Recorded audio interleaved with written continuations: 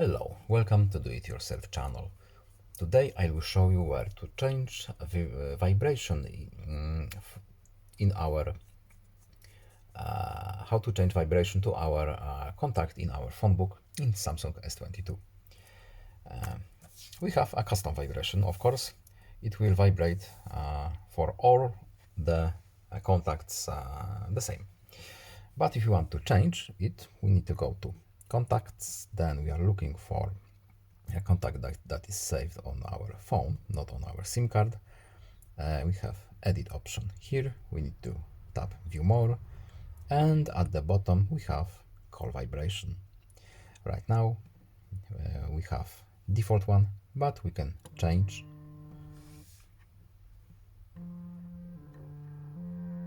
Let's use this one. Don't forget to save. And now we have our vibration changed to one single contact in our phone book. That's all. I hope this video was helpful to you. Please leave a like and subscribe. Have a nice day and see you in next video. Bye.